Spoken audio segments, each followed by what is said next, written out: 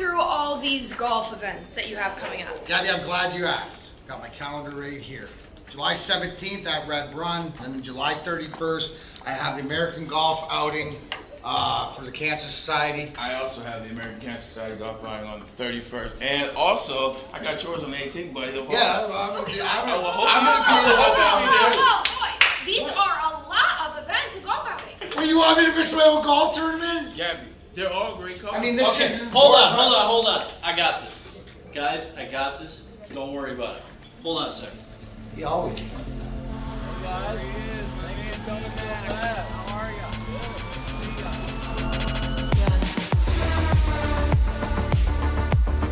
Remember the guys from Randy Wise, right? Sir.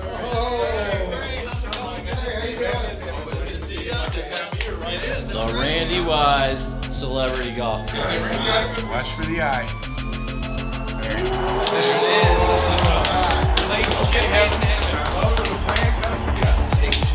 It's the Randy Wise Celebrity Golf Tour. Some of the biggest names in Michigan sports. And some, well, not so much. Brought to you in part by Premier Security Solutions, Fairway Packing Company, and Swiss Insurance. Watch episodes at woodwardsports.com. Yo, what's going on, everybody? Welcome back to another week of Big D Energy right here on the Woodward Sports Network. My name is Neal, Ruhl, that guy, multiple-time NBA champion. He is Lindsey Hunter. We got Sam Flannel, Spencer Raxter here in the house. Lindsey, what's popping, man? How was Father's Day?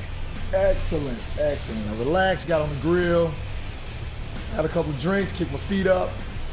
Wasn't any sports to watch, but I was okay. But there you go. Absolutely. Well, your Tigers won. They took 3 out of 4 from Minnesota. They're back, baby. I was told they're back.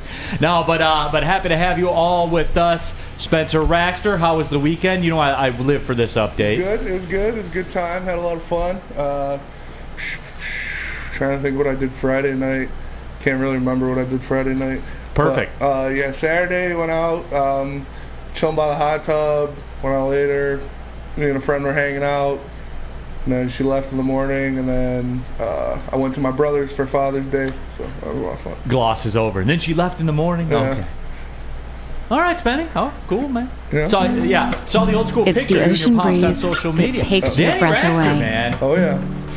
An afternoon journey He was tanned off up. the beaten path.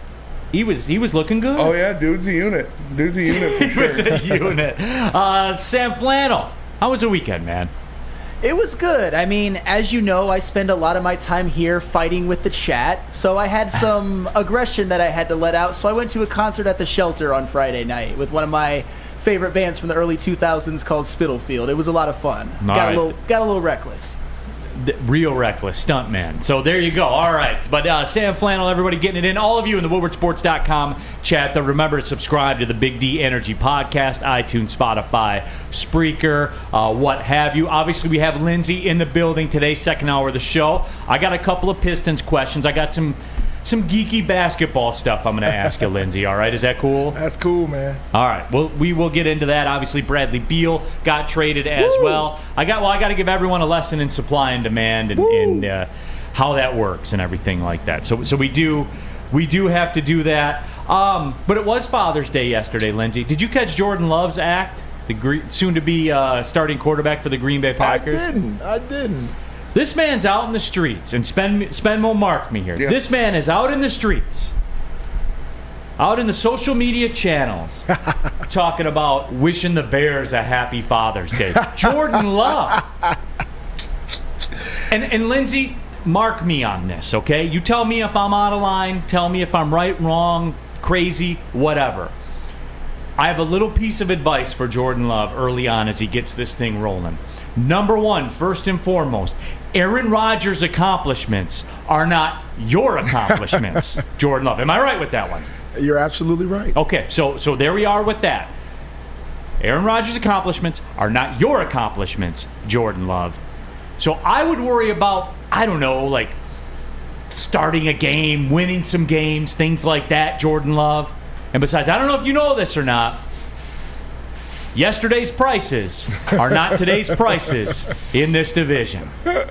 And if anybody's going to talk about fathers in the Packers, it's Kirby Joseph, because he is Aaron Rodgers' father. And look, by the way, Jordan Love, as I said, his accomplishments are not your accomplishments.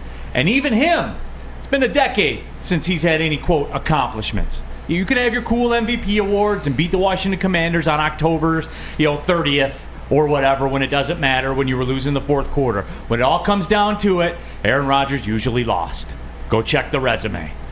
You got a lot to live up to before you start throwing around Happy Father's Day to teams in the division. That's it. That's all. Am I wrong? You're not wrong, but hey, let's give the guy his kudos because he's letting his kahunas hang right now. He's letting his kahunas hang, and he has to back it up. So, hey, I'm all for it. If you can talk the talk, you better be able to walk the walk. So, right now, he's doing all the talking, but we're going to see when the season starts if he can back it up. I'm excited about it. I'm glad he's talking trash. I am too, because Kirby Joseph will have another son.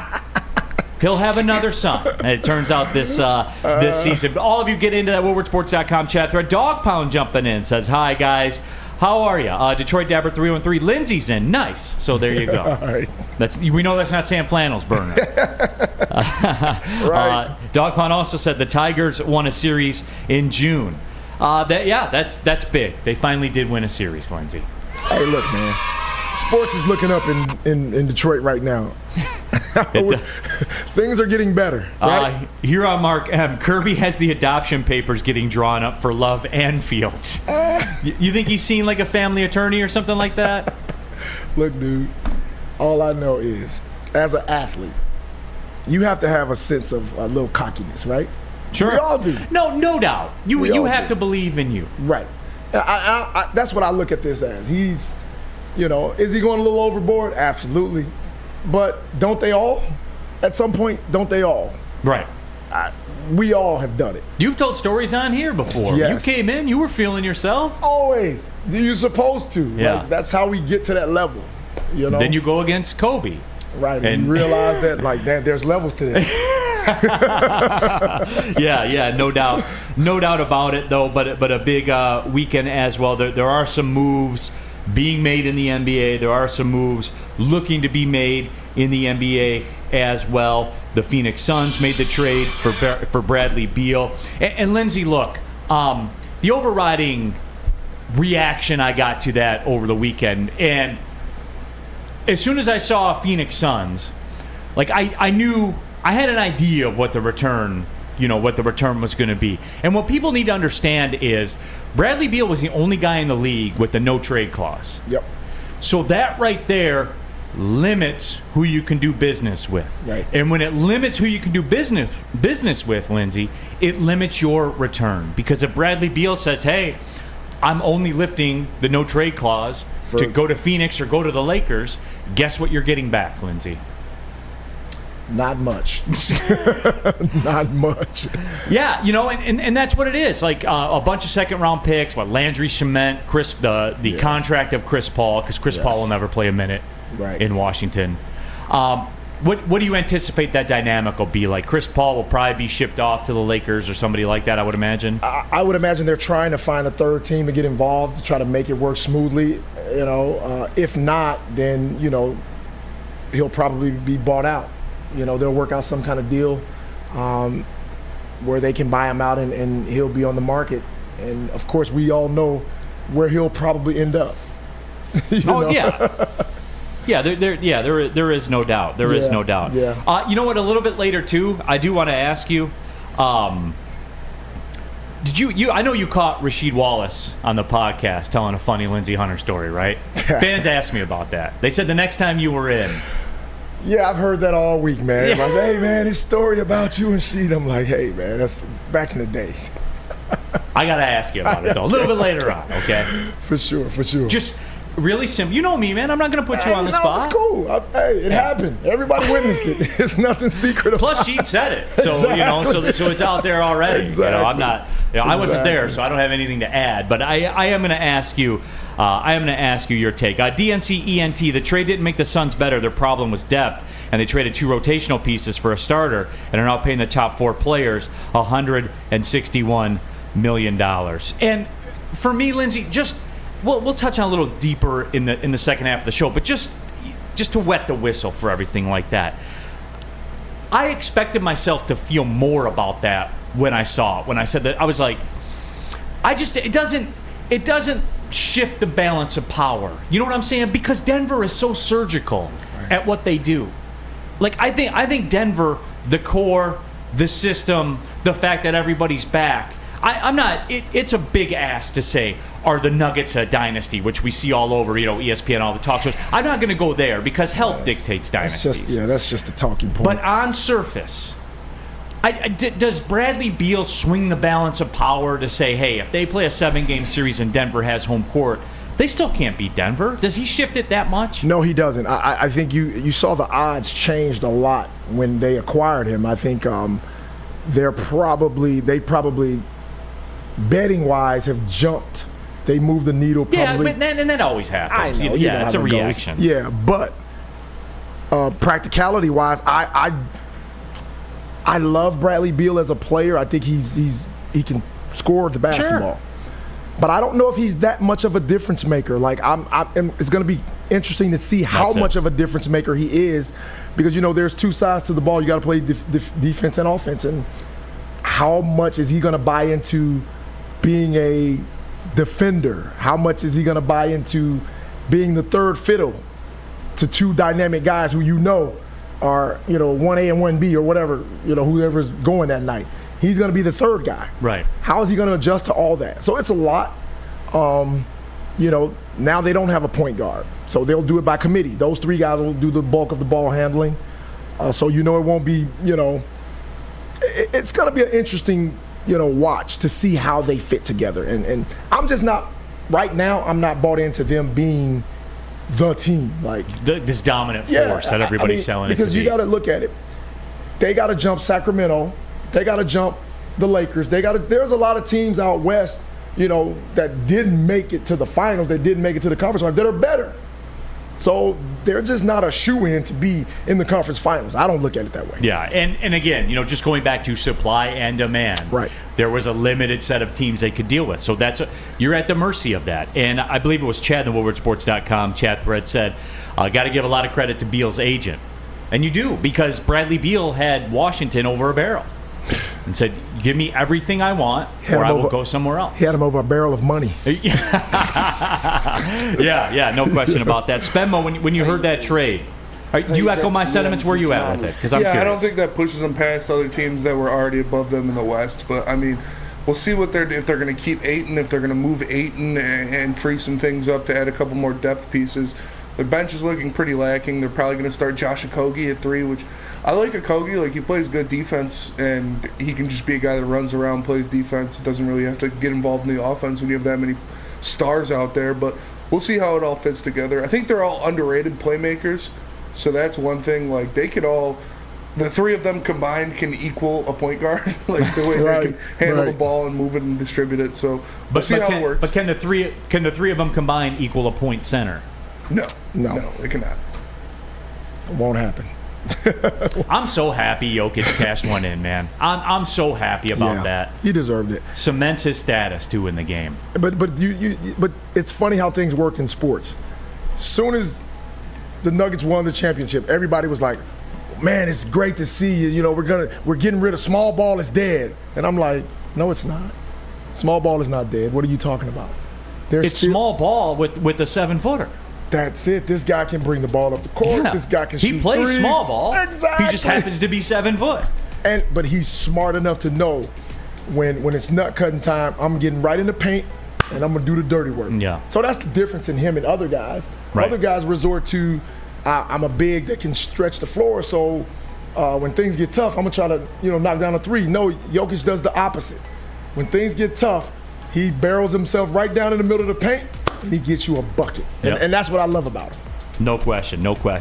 Ransom says, any Pistons trade predictions before the draft? We'll get to this coming up in the second hour of the show. Again, it's NBA draft week, guys. Sorry, but it is. And the NBA does the second best job of this, of being a year-round sport. Yep. Whether you guys like it or not, that's factual. They stay relevant the entire year. They grabbed headlines yesterday with the Beal trade. Yep. I love it.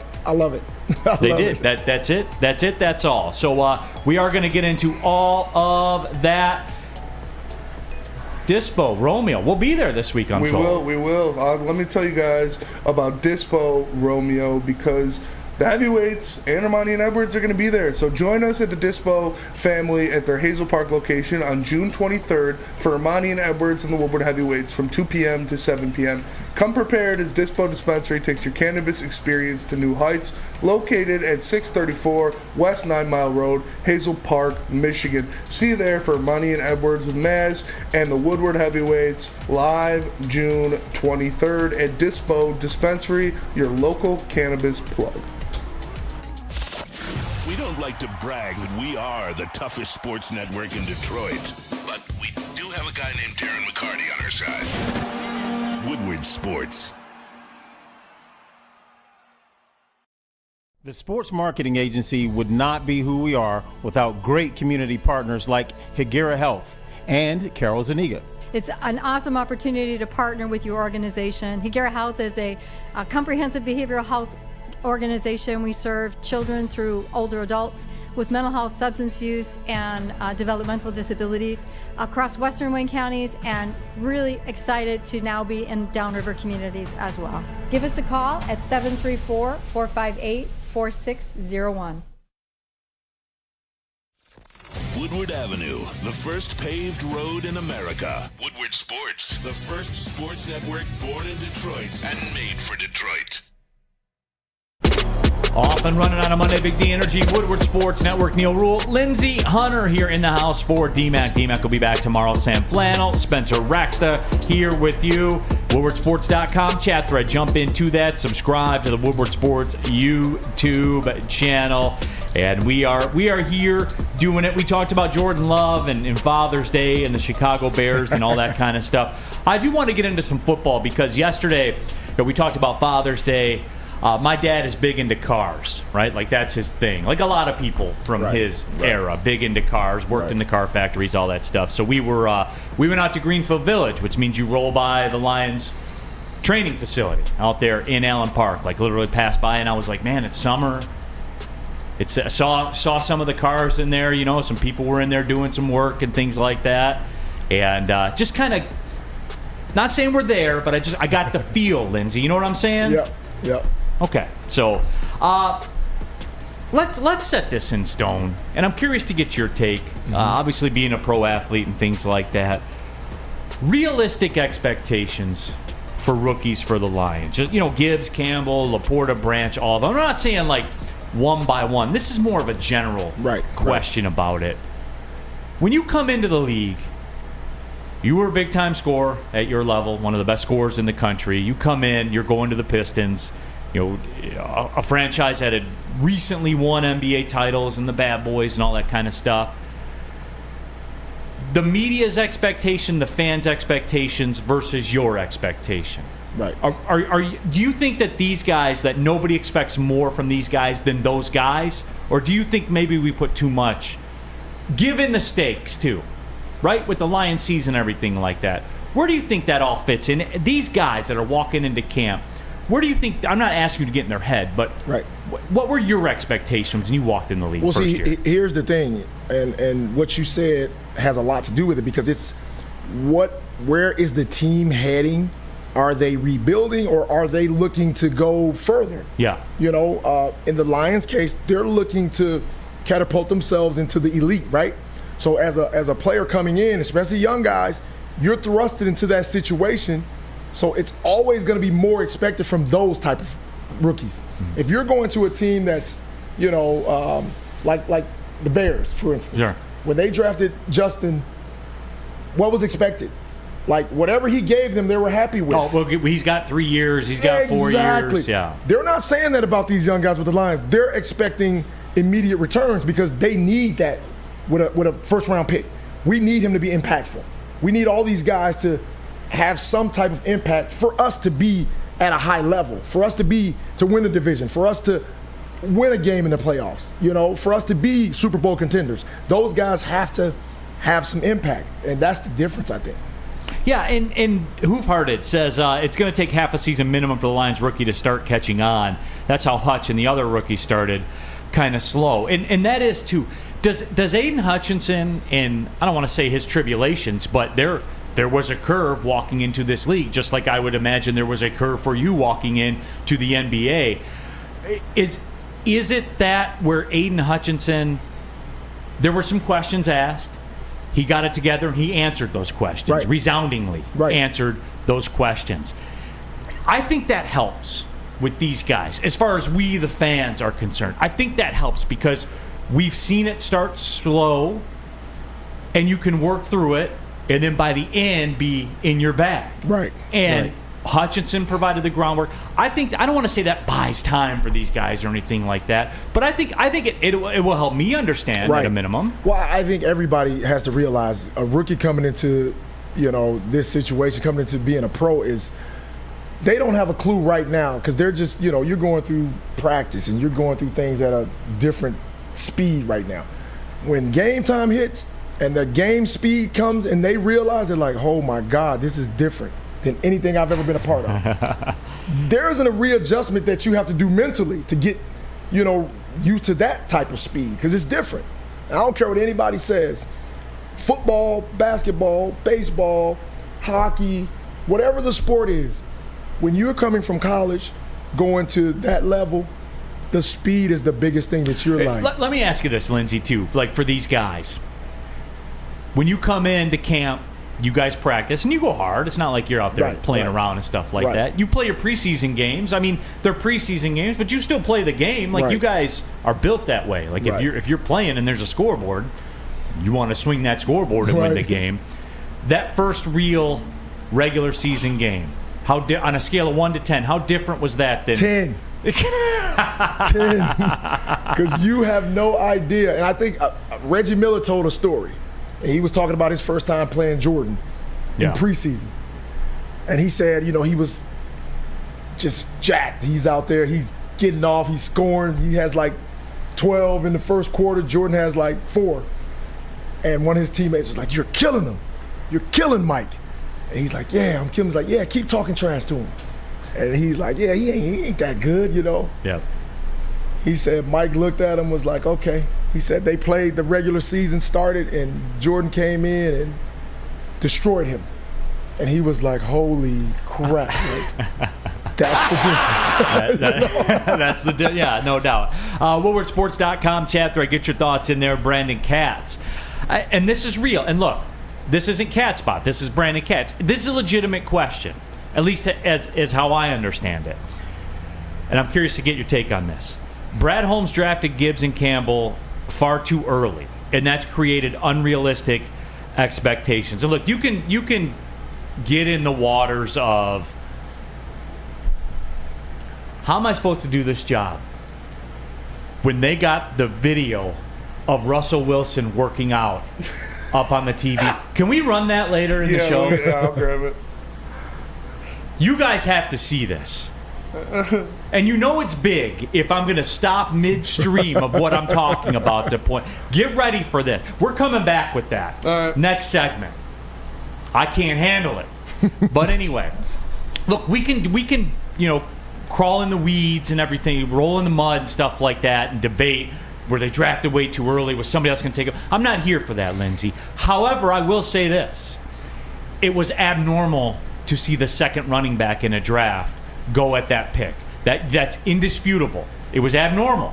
We're not trained to think that way with what he did.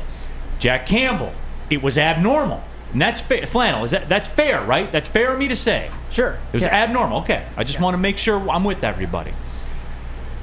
You as a player, you know that. The fans know that. There is some merit to what Brandon Katz is saying there. That it does heighten expectations, I believe. Absolutely. But you gotta trust what your front office is doing, and if they, regardless of the player they took, it's a running back. Oh, we don't, the whole new thing about taking running backs in the second round and not taking them, let alone 2 of them in the first 12 picks. Yeah.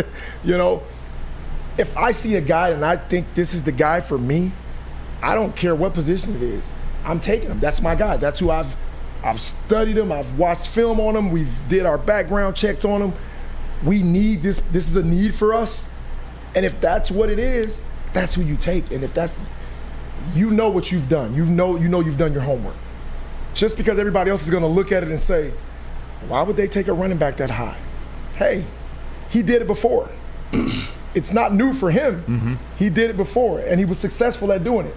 So I believe in what he believes. He believes that this is the guy that's going to help push the Lions where they need to be, you know? Well, and the reason I'm interested to get your take, because I think there is a lot of cross with you. You were a mid-major scorer, right? Mm-hmm. We see those guys. We see those guys all the time that can fill it up. But what are they going to do when everyone around them is great? You know, is it just somebody that could fill it up and stuff like that? I think there is some cross comparison here with some of these guys as well, because it was by some perceived as a reach. I know sometimes with you know, yeah, you were a historically great scorer, but everyone was like, but can they because I remember this, being a kid and being a fan and stuff like that. I remember the question, well, can he defend? Like, you got those questions, fair or unfair, like people that didn't know because they didn't see you play, right? Yeah. Like that's what it was, and that became your calling card, right, in the league. Right. There's a lot of DMAC in you, where you shifted what you did to have success. Well, just it's funny because I've always been a defender. Yeah. Since high school. I wasn't a scorer in high school. I was a defender, so people didn't really know. But when you're such a dynamic scorer like I was in college, those are the questions. Yeah. Man, can he play the point? Like, I grew up playing the point my whole life. Yeah. Like, as a senior in high school, I probably averaged 9 points, 14 assists. Yeah. You know, so like things like that used to blow my mind, but I was like, you know, that's part of it though. When you present yourself a certain way, everybody has this certain perception about you. And I remember scouting Damian Lillard and CJ McCollum when they were in college and hearing the questions like, can Dame do what he's doing in college and the NBA, you know? Right. Even to the point where some of the analytical guys had labeled him a bust. And his comparison, the comparison was crazy. It was Jimmer Fredette. That was his comparison. And I was like, you know, it's funny. I know we're kind of off on a tangent, like away from the topic right now. Yeah. But that year when Dame was in college at Weber State, he finished second in the NCAA in scoring to Reggie Hamilton at Oakland. And Reggie was a beast, man. Like he scored points and stuff like that. I was in that camp. I was like, oh man, Lillard, nah, dude, Reggie can fill it. And I was wrong. Dude, I watched him. I was scouting for the Phoenix Suns, and I went all the way to northern Colorado to watch this kid play. Yeah. There's only 500 people in the gym. Yeah. And he dropped the easiest 37 points I ever seen. I was like, yo, this dude is unstoppable. and he was the guy. Like, they were doubling, they were trying everything, and I knew right then and there, I was like, no, he's different. You know, he's different. And even watching CJ in college, he was different. Right. You know? Bob Johnson. Joe Dumars was a really good GM for a while, but couldn't adapt as the game did. This seems like a PSA that I have. We need to record these, and then I can just run it when the people get this. Guys, you understand when Joe Dumars was a GM, the team was getting sold, right? You understand that, right? There are certain things in the business world you have to do to raise valuation so you can get more money for your asset that you're about to sell, right? Like, you get how that works. Is that fair? I didn't lose anybody with that, right? No, it's very fair. It's very fair. ... Right. If you can't, I took you that. If you can't get over the hump there, I took you as far as I could take. So that's it. He was playing with a deck stacked against him at the end of his GM tenure. That's just a fact. Yep. You tell me, Lindsey. Am I wrong? No, okay. You're on point. You're on point. That's it. That's all. Russell Wilson, when we come back. And you did this. I know. I sent it to you. Spenmo over the weekend sent out this video on Instagram to me on a and you knew it. You knew it. Oh yeah, I knew what I was doing. You knew exactly what you were doing. And there's no audio on the video, so you guys can talk over it too, which will make it even better. It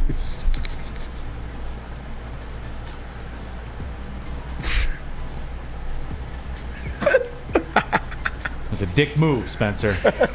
Strawberry Fest is back at Big Boy. Try the classic breakfast items like the strawberry hotcakes or the mouth-watering red velvet waffle. Not a breakfast person? I'm not. unless that breakfast was bacon and eggs on Father's Day. Then all of a sudden, I was. But hey, get the strawberry bacon chicken wrap. I've had it before. It slaps. You can also cool off with the refreshing Summer Splash Salad. And don't forget about dessert. That's what started Strawberry Fest at Big Boy. The classic strawberry pie. Duh, it's Strawberry Fest, everybody. You want to get designer? They got deep fried vanilla Oreos or the strawberry hot fudge cake. All of that and more. Get to Strawberry Fest at your local Big Boy today. Love Woodward Sports? Love wearing clothes? Then you should be wearing Woodward Sports clothes. Check out our full line of merch at woodwardsports.com. Just click on shop. We have all your favorite designs, like Dan Campbell kneecaps, Woodward golf, and of course, our own logoed out merchandise. Men, women, infants, kids all love Woodward Sports. Impress your friends. Impress your boss. Impress your dog. Buy Woodward Sports merch today. Introducing the Planet Fitness Guide to getting that post-workout glow. Step 1. What's your why? More epic energy? Better sleep? Blow off steam? Step 2. Join Planet Fitness for just $10 a month and get moving in our clean and spacious clubs. Step 3. Bask in that post-workout glow. Join Planet Fitness today for just $10 a month. Join today at any of the 50-plus Detroit area locations. Back at it here, Big D Energy, Woodward Sports Network. Neal Ruhl, Lindsey Hunter here in for D-Mac, Sam Flannel, Spencer Raxter, all of you in the woodwardsports.com chat thread. Subscribe to the Big D Energy podcast. Leave a 5-star. How many stars? 5-star. 5-star review if you would be so kind. Talk trash about Sam Flannel in the review. Actually, I want to get that movement going. That's strictly what it is. Whatever you guys want to say about it. But hey, we're chopping it up right now. Make sure you subscribe to that podcast and subscribe to the Woodward Sports YouTube channel as well. Dan G has a question for Sam Flannel. Says, hey, Neal, did Sam Flannel wish you and Lindsey a happy Father's Day since you two are both his dad on Woodward Network? Oh, Tim. I mean, Spencer wished you guys a happy Father's Day in the group chat, and I kind of piggybacked off of that. I hope you guys did have a good Father's Day for your own kids, one of which is not me. I know I didn't get a chance, my special son, I didn't get a chance to hang around with him at all, so I'm sorry about that. I'll send you something for your birthday, though, like an ice cream cake or something. I appreciate that. You all are too funny in the chat, man. Maybe I'll take you fishing or something, huh? And show Lindsey, me how about that hat? I'm gonna take him fishing. Fishing trip. I'm gonna take him fishing. Maybe I can graduate from the training wheels under your tutelage, right, Neal? Yeah. We'll take the training wheels off your bike. We'll take you fishing. Maybe an ice cream cone or something, Lindsey? Is that where we should take them? Absolutely. You can even get it dipped in chocolate if you want. Oh, thank you. You're so kind. Yeah. You're so kind. Well, son, you deserve it. You're a good son. So, so absolutely, we will do this. All right. This is off the sheet here. But Spencer Raxter, and look, I can run emotional sometimes. There are certain trigger phrases or words, trigger subjects, I guess, is a fair way to put it. And some of you out there know that if you mentioned it or you bring it up to me, you'll get a certain kind of reaction. And look, we all do it. We all do it to each other. You got people in your life you do it to, especially you got a group of guy friends, stuff like that. Spencer Raxter's not above it. He'll do it to you too. He did it to me. I open up Insta on Sunday, I think it was, or Saturday, whatever it was, and there's an old DM for Spencer Raxter. I'm like, well, this must be important. If Spenny's sending it to me, I got to stop what I'm doing and check this out. And so I go to check it out. And Spenny, what do I see on there? What do I see in this message? I see a video of Russell Wilson working out. For those of you watching it right now on the YouTube channel, here it is. What is he doing? Let's go. What is he doing with this stick? Nice. And the slides. Balance, baby, balance. No. Lindsey, come on. Oh, abs. He's holding one hand abs. Nice. What is it with this guy? And he always wants to show people that he's working out. Be it here, balance, sliding. Catch. Lindsey, balance, stop. Catch. Lindsey, balance, stop. Catch. Oh, look at there.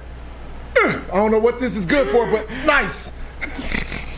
Obviously, it's good for being historically disappointing, giving your contract, because that's all he's done so far. Flexibility, abs again. Oh, nice. One hand abs. Man, he's inspiring me. I'm going to get some ab work in after this. There you He's go. inspiring me. This is it. Look, balance, catch, balance. I guess he's going to move to receiver. There you go. There you go. Nice. I know there's a lot of certified athletic trainers on here, like Bob, who says, "quote He's working out on his core, dumbasses." Yep. No, Bob. You know what? Fine, whatever.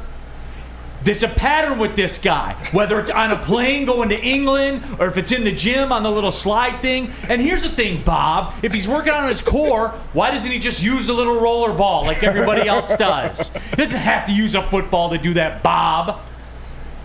He wants to keep everything football related. Lindsey, I gotta keep seeing this. You know what, Russell Wilson? You want to do something in the game while you're a Denver Bronco, other than take up cap.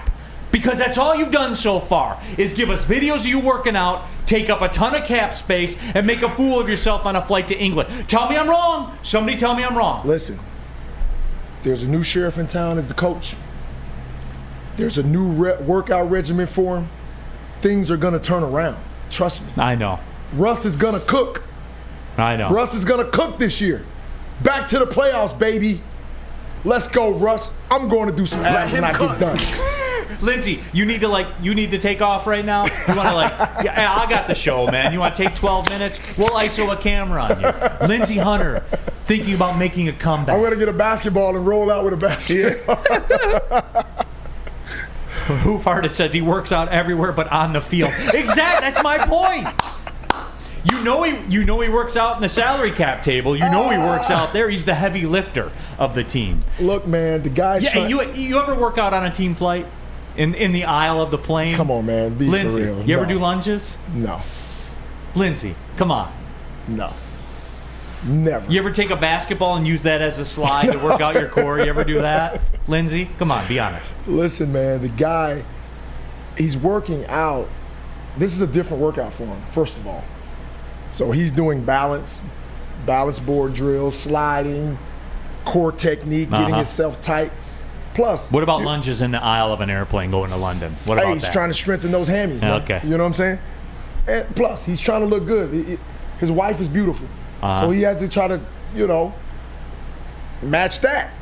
So this is a two-sided workout. This is enhancing his body for sports and for his wife, right? Yeah. All right, then. There you go.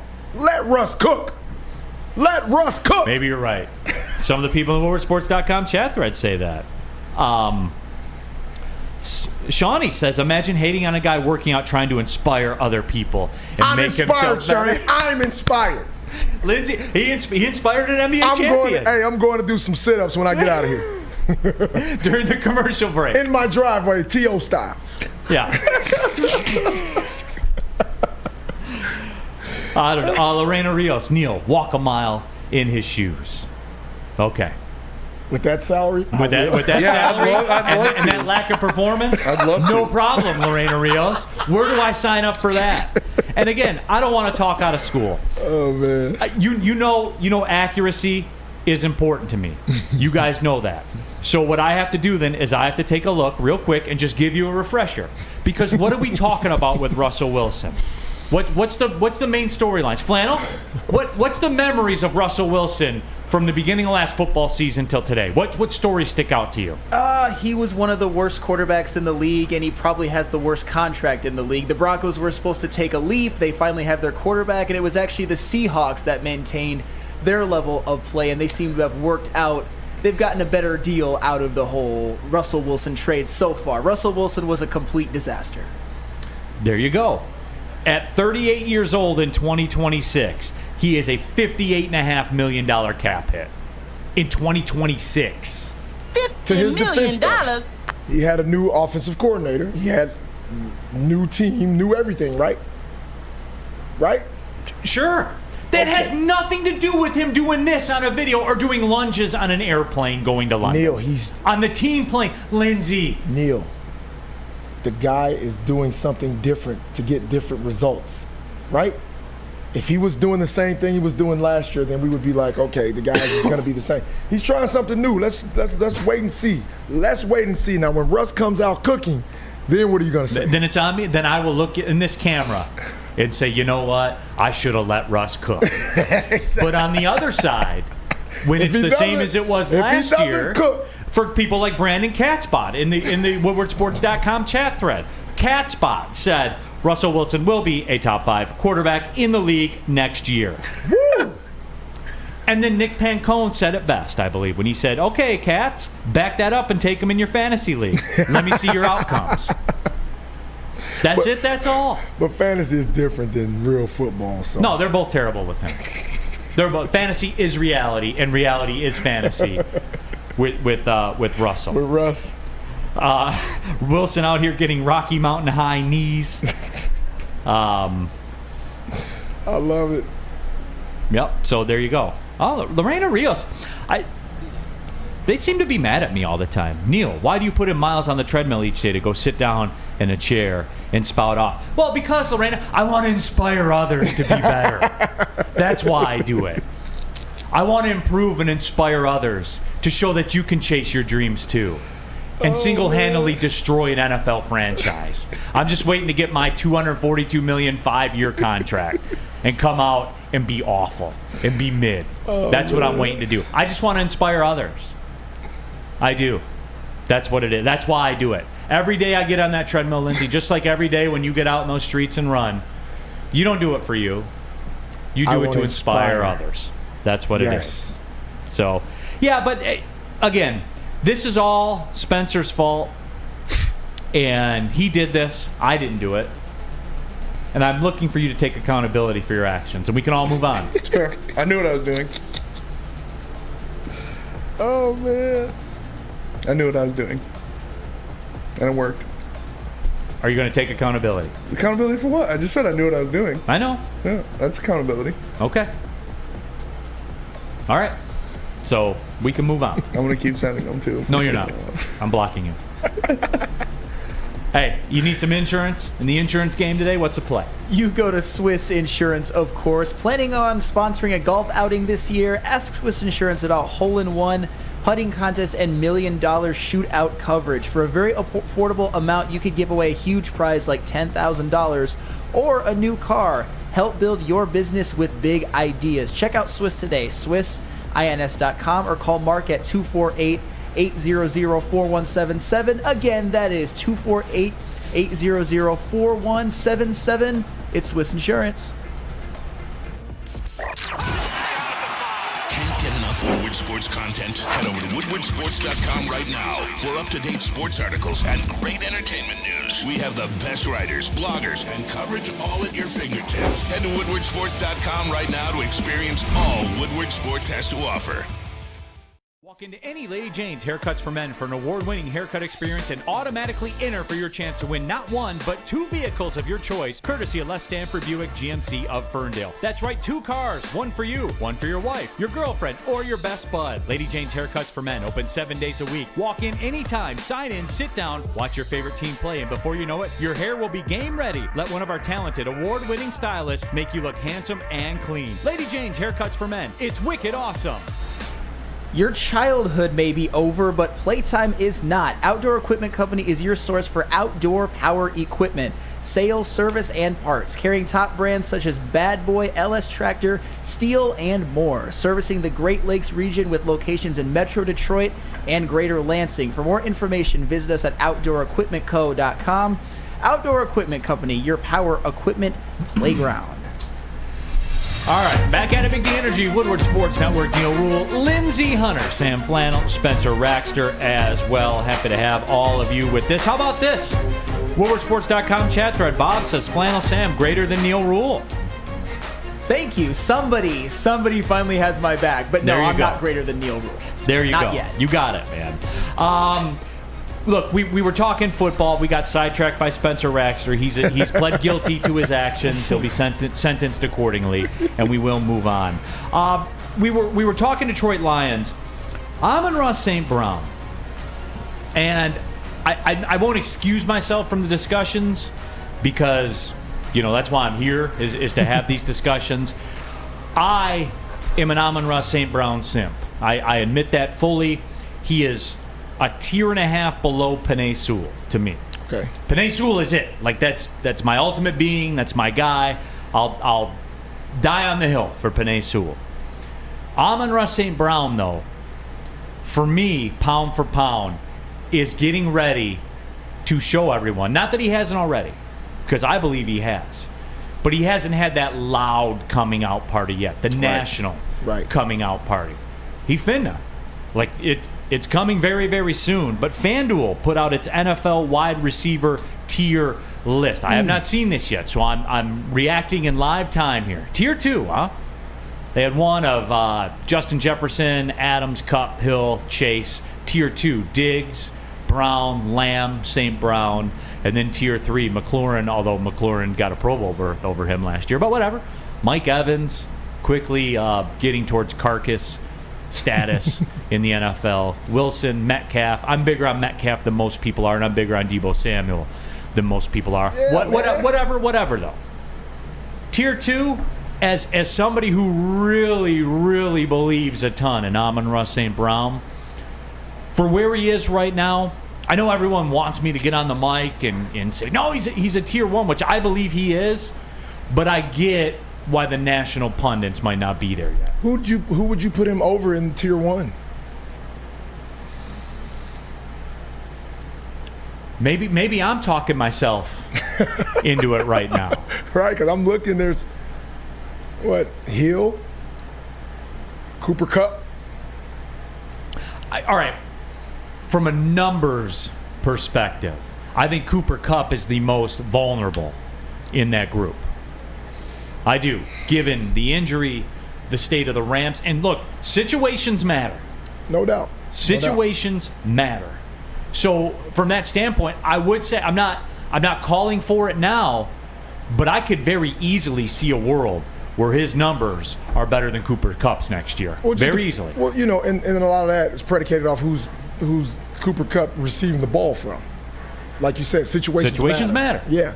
So we don't know the quarterback situation in LA right now. We're not sure if Stafford will be back healthy or they'll be guessing again.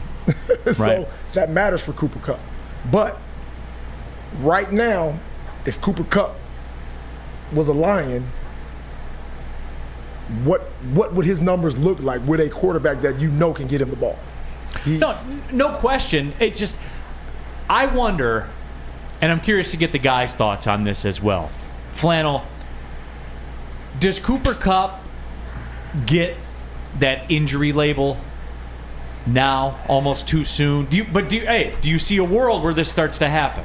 It all depends on how he bounces back this season. Because remember, 2 years ago, he had arguably, if you count regular season and postseason, the best statistical year any wide receiver has ever had. So for me, I don't think Amon-Ra St. Brown, you can't replace any of these guys on Tier 1. I actually think he's about exactly where he should be. I mean, the list is saying that he is a top 9 wide receiver in the NFL. And at this point, I think that's about right, maybe even a little generous. I think this list is very, very respectful to Amon-Ra St. Brown, but I could see him passing a guy like CeeDee Lamb at some point, but for now, he's right where he should be. WoodwardSports.com chat thread, Denver Blair says, and this is relevant, remember this too, Amon-Ra tied the 2-year wide receiver record. You know who he tied? Justin Jefferson. Like for catches. Yeah. You know what I'm saying? And that, Endeavor, thanks for bringing that to the light, because he's in that company of the first tier. Like when you start breaking down numbers and things like that, that's what I'm saying. There's a lot of pushback with Davante Adams on that list right now from the people. The drops. Come on. If like you guys, and I love Amon-Ra St. Brown and I love you guys, but if you think Amon-Ra St. Brown is on Davante Adams' level right now, you guys are outside your mind. I'm sorry. You're just being homers. He's above his level 2 years into his career. Okay, but Davante Adams didn't come out of the gate swinging. It took him a while to get going. But once he's been arguably the best wide receiver in the league for the past 4 years if you combine all the seasons. Will St. Brown improve? Yeah. He's not there. He's not Davante Adams. So what's he going to be when he improves? Maybe then we can have that conversation. What is his ceiling? But yeah, that's a great question, Lindsey. Like, what is St. Brown's ceiling? Because I think it's limitless, man. I don't think his ceiling is as high as Davante Adams has already hit, but I think he can also be very Devontae Adams was the best receiver in the league for a couple of years.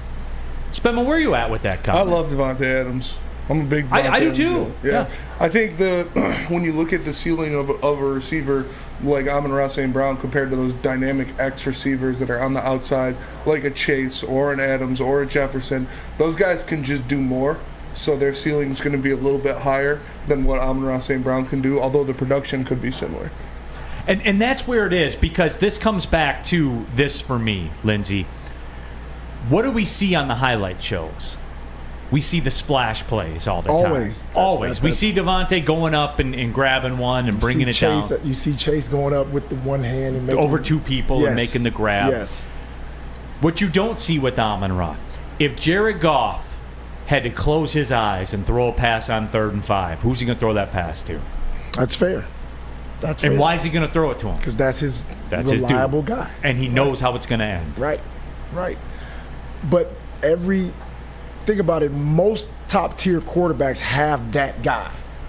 And you want that guy to be dynamic, right? And most of them are. The tier 1 guys, Chase, Devontae, those guys are dynamic. Those guys, no doubt, they can play slot, they can deep threat, they can do multiple things, I think. And they can do them at the highest level. Like, they're not just fair. They're just not guys that are slotted. You know, I think OBJ was like that before the injuries. You could put him anywhere, and he could do whatever. You know, so I think that's the difference in ceilings. I think with those top tier guys, and that's fair. But when Spencer brought his point up, he said, though the production will be the same. That's all I care about. No doubt. That is all I care about, man. Like, where are we at when it's all said and done? How much were you responsible for? What did you bring to the party? That's it. I don't care how he does it. And, you know, the way the Lions' offense is run, and Jared Goff will catch a lot of these strays in it, but this whole offense is set up. They're not looking to sling it. You know what I'm saying? Like, there'll be the occasional deep shot, but they went and got their deep shot guy. And in week 7, he'll be back, and he'll be back with a vengeance. Period, end of story. Right. We'll talk about that later. But again, for me, Amon-Ra St. Brown is as big of a star as 2 years in to his career. He is swimming in waters that all the guys on that list, all the GOATs, everybody that's dynamic, he's swimming in waters they didn't swim in 2 years, with the exception of Justin Jefferson. That's a factual statement. No doubt. We'll see if he continues to climb or does he level off, because that's the biggest thing. Like, the start is tremendous. Like you just said, he's in rarefied air. If he can continue to climb in that rarefied air, then we'll be talking about top tier. And you know what else I don't see with Amon-Ra St. Brown? Videos of him working out. I see his dad talking about it, though. When's the last time you did a calf raise? Now that's a guy I want to see videos of working out. John, right? John Brown, yeah. John Brown.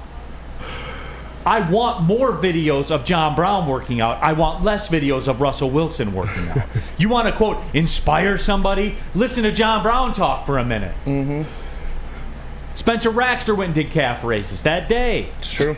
Weighted calf raise. When Lindsey put the vest on. You know the vest. Yeah. WoodwardSports.com chat thread. What about this? Lorena Rios. Sam Flannel has quick, shifting eyes. Maybe I do. I don't know. I can't really control him. Oh, yeah, he's got the camera on me now instead of one of my memes, but hey.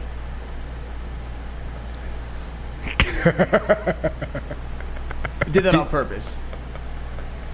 Lions, Tigers, Pistons, oh my, Lindsey Hunter keeping it 100 out there, as always. So people about the Lindsey in the chat as well. Do you think you have quick shifting eyes? I didn't think so, but if I do, I should probably look at myself in the mirror more often. That might be something I'm a little insecure about. So thank you for that. Now I got something to worry about now every day. Quick shifting eyes. I think that's like a sign of ADHD. Is it? Yeah. So I always wonder I always thought that was people that were like questioning other people's agendas, right? Like they didn't trust it. You know, they're just like. It could be true too. I think that's true too, because he's always questioned everybody's agenda. Right? Questions should be everybody's questioning his everything. agenda. What do you guys Mo? I said he questions everybody's everything. Exactly. He certainly does, especially if you're a champion athlete. Oh, Then he man. really has questions for you. Man, that guy. Chili Damon says St. Brown is a better version of Julian Edelman. I think St. Brown could do more work deeper down. I think he is, with all apologies to Lex Luger, he's the total package. I really do believe that. That's a great comparison, though. But I think St. Brown could do anything that any of the other receivers could do. 4th round draft pick. Edelman was kind of, he did a lot of everything. Let me pull this up again because I don't want to be ill-informed or be wrong. I just want people to remember with Amon-Ra St. Brown this year a $1.1 million cap hit. Amon-Ra St. Brown, a $1.1 million cap hit on a 4-year, $4.2 million contract. Can't beat that bargain. That's it. That's all. That won't be that way. That won't be that way for long. Well, That's right. why I bring it up to the people. Like, savor it, because it ain't gonna be like that for long. No doubt. No doubt about it. Adiz411 says Flannel needs a raise. Well, thank you. Let's go, Flannel. But if they give you a raise, how are they going to give me more money? They should. I'm good with both of us making more money. Spenny, let's get you a raise too. Yeah. No comment. I'm curious about that. Hey, let me tell you about the Randy Wise Celebrity Golf Tour. How'd you like to see famous athletes like Jim Harbaugh, Darren McCarty, Brilliant Edwards play golf with average Joes? Thanks to Randy Wise Automotive and Woodward Sports, you'll be able to do just that. It's the Randy Wise Celebrity Golf Tour. Make the wise choice and pay attention to Woodward Sports for more information coming soon on the Randy Wise Automotive Team Celebrity Golf Tour. We don't like to brag that we are the toughest sports network in Detroit, but we do have a guy named Darren McCarty on our side. Woodward Sports. By now you know me, Christina Gennari, as the obvious choice in real estate. And you know my website, soldchristina.com, as your #1 resource for buying or selling your home. Myself, along with my amazing staff, pride ourselves on making your home buying and selling experience a relaxing and easy one. Come see why we are the obvious choice. Christina Gennari at soldchristina.com, the obvious choice in real estate. We aren't quite sure if they consume more beer or sports. Either way, the heavyweights are here. Live on Woodward Sports, daily 5 to 7 p.m. Pulling up to the second hour of the show. Big D Energy, Woodward Sports Network. Neal Ruhl, Lindsey Hunter, Sam Flannel, Spencer Raxter here with you. We're Squad Deep. D-Mac will be back in the house tomorrow. Just chopping it up. You guys know what we do. Subscribe to the Big D Energy podcast, iTunes, Spotify, Spreaker. I know you're thinking, I just subscribed to the podcast. What's my next move? What's your next move, Spenny? 5-star. 5-star review, if you would be so kind as well. We would appreciate that. Get involved on the Woodward Sports YouTube channel. We read your thoughts, the good, the bad, the ugly, the intelligent, the not so intelligent, whatever. Just because it's something I don't agree with doesn't mean I won't read it. You're all represented out here in the WoodwardSports.com chat thread. But we do have Lindsey in the house, so I figured this would be a good opportunity. It is NBA Draft Week. NBA Draft is on Thursday. But, we broke down the Monty Williams thing. I tried to keep everybody on the path to say this wasn't dead, even when it appeared as though it was. Right. Said it wasn't dead. Turns out it wasn't. I know it's a lot of money. Kenny K89 in the WoodwardSports.com chat thread. So we're trying really hard. First it was Spencer Raxter. Now it's Kenny K. El Mago is back. Javi Baez is back. Okay. Anyway, though. So, Lindsey, the Monty Williams thing. Yes, we know it's a lot of money. Right. Yes, we know it's a lot of years. That's how business works. You have to make somebody make a choice. They did. They got their guy. I'm not interested in that breakdown. We know what those numbers are. I am interested in this. I kind of gave everybody my interpretation of what Monty Williams will do, especially offensively, for the guards, the pick and roll, I gave the numbers. One of the big stats where the Phoenix Suns were 5th in points per game off the pick and roll by the roller, i.e. DeAndre Ayton. Chris Paul. Monty Williams' offense, the buzz phrase was the half-second offense. Yep. That was the buzz phrase. Yep. My interpretation of that from what I've seen, Lindsey, is this. And you tell me you're full of ish, somewhere in the middle. The half-second offense, the pace within a possession will pick up. Not necessarily more possessions, more points. Not from that angle. When you're within a possession, the speed of that possession will increase. The decision-making will increase. Right. Thereby, ball movement will increase. The Pistons were one of the worst in the league at ball movement last year. A lot of dribble, go create a shot.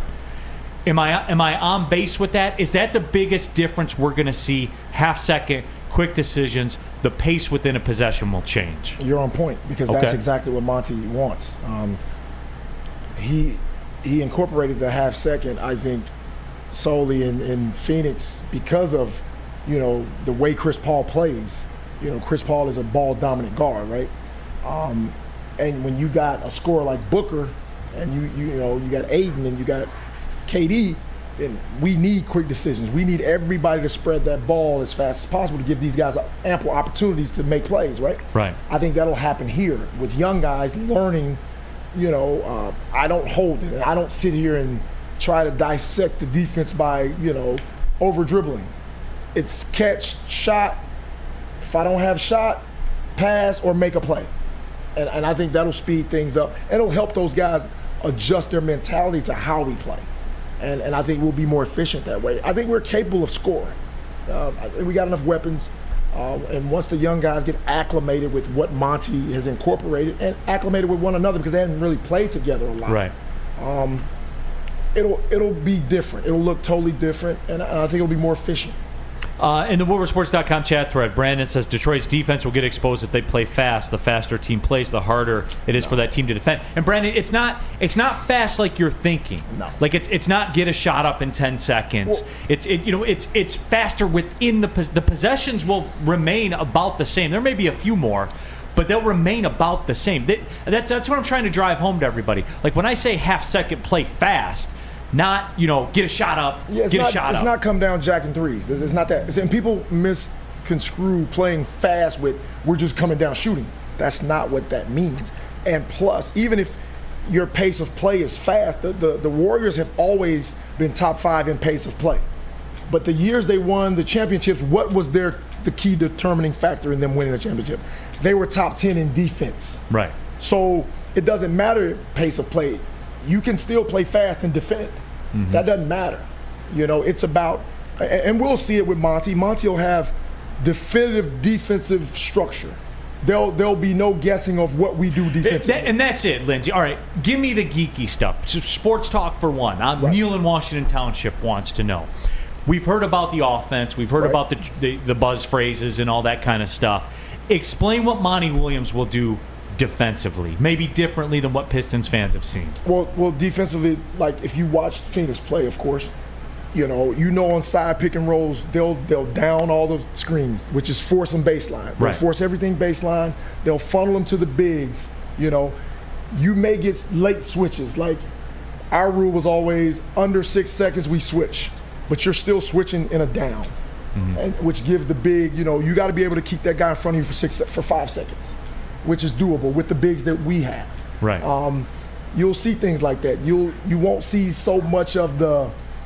I think we had a helter-skelter defensive style last year where there were switches, there were, different coverages. You'll see the same consistency everywhere on the floor, and that's how you become a great continuity defensive team. And we've seen that with Monty's teams everywhere he's been. Right. And that won't change. I think that'll get better. And that's why I think as a whole, I don't know if the Pistons can do what the Miami Heat did, but I'm looking for them to be fighting to get an 8th seed or a 7th seed with all the changes that is going on. And Lindsey, look, it's apparent. I think it's apparent because it always comes back to that. And in the chat, we ultimately get those questions. None of this matters if they don't defend. Right. But in the pantheon of basketball, and we've seen this before for the old heads that remember the bad boys coming up, the defensive side of the ball is always the last to come, because in this league, you have to know how to defend. Right. And how do you get to know how to do something? You got to be out there, and you got to take. It is the last thing to come. It's just the way that it is. The scores are too great. The offenses are too intricate. The guys are too talented. It is that where this will be a work in process. No doubt. But the thing is, people, have to understand, offenses are always ahead of defenses, especially in the beginning of seasons. Your offenses will always be ahead of your defense. That's just, it's just a thing that happens because everybody wants to play offense. No one's in the gym without Lindsey. Nobody works on defense. Shoot me straight. No, nobody's in the gym in working July. on defensive slides. It doesn't happen, people. Your trainer's not there with the whistle. Slide. Now Russell Wilson's working on slides, but that's different. He's goated. But no, you're not doing it. I was considered a great defender. Right. Not to Sam Flannel, but yes, in basketball circles, you were considered a great defender. I cannot tell you one time in the offseason that I worked on defense, because I didn't do it. Not once. Not once. Thousands of shots. And look, in pickup games, I rarely defended.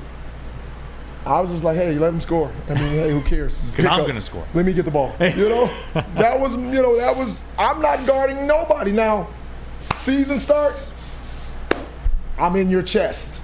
94-50, I'm in your chest. Off season, man, I'm in the gym getting jumpers up, working on my hand, making moves. I'm not doing any defensive drills in the summer. So that doesn't happen. And that's why offense will always be ahead of defense. Guys, we went to the source and gave it to you, man. Like, this is, you guys know the story with Lindsey. Like, regarded as a great defensive player. Didn't work on it. Self-admitted, once. Just here. Breaking news, Woodward Sports. I never worked on defense. Well, then you were just blessed by God, I guess, Lindsey. Like that is it. Nobody wants to do it. Nope. They don't. WoodwardSports.com, chat thread, DNCENT. Neal, who's almost guaranteed to not be here next year? I have my list, but it might not be the same as others. Look, if Bojan doesn't get moved before the draft, he'll be here up until the trade deadline. Situations matter. Situationally dependent. If they're in a position where they can do something and the return of being in a spot to be in the mix outweighs the return they would get for Bojan, right, then they'll keep him. But that's a hard sell, Lindsey. If you're going to sell me right now, that's a hard sell to me to say, hey, you're talking about in your world there where you're saying you're fighting for a 7 seed. Now that's different. Then Bojan will be here. But if you're not, he won't. I think. That's just me. I'm not, I'm not the GM or anything like that. Right. Because he's an expiring veteran that has a skill set that's an upper echelon skill set in this league. Every time he shoots the ball, I think it's going in. No doubt. Every time. No doubt. I mean, he's definitely a commodity in today's NBA, and I'm sure teams like, the Lakers, teams that are trying to get over the top, could use another shooter. You got LeBron, you got AD, you want floor spacers. You want people that can knock down shots, and that's a guy that can do it. So he is a hot commodity, especially on contending teams, I would think. Right. WoodwardSports.com chat thread. Chuck wants to know, Neal, what would Lindsey Hunter know about basketball? We have the expert Sam Flannel here to explain it all to us. D. Smitty asked, Lindsey, and this is a great question, is there a future as a defender for Killian Hayes in this league? I think so, because I think he can do it. I've watched him, and there were nights when he really showed that he could defend. It's just a matter of him having that mentality, knowing that the way for me to impact this game, because you have guys in front of you that are going to play a lot of the minutes, and they're going to do a lot of the offensive, they're going to carry a lot of the offensive load. You have to find a way to impact the game and impact your team. And I think it'll make him better if he took that mindset of him. Because I think he could be a really, really good backup. Is Killian one of those guys that would take on a whole new identity in a Phoenix or in playing for the Lakers or somebody, like a championship, in the discussion for a championship level team, in that you can mix and match him, you can use him at timeouts. You know what I'm saying? Yeah, I get what you're saying. Somebody that, as you talked about, get in your chest, get on your hip. I think he could do that. I think, it's just a matter of, like I said, is he willing to accept that role, and is he willing to put his all into being one of those guys? And people don't understand. Those guys make a lot of money.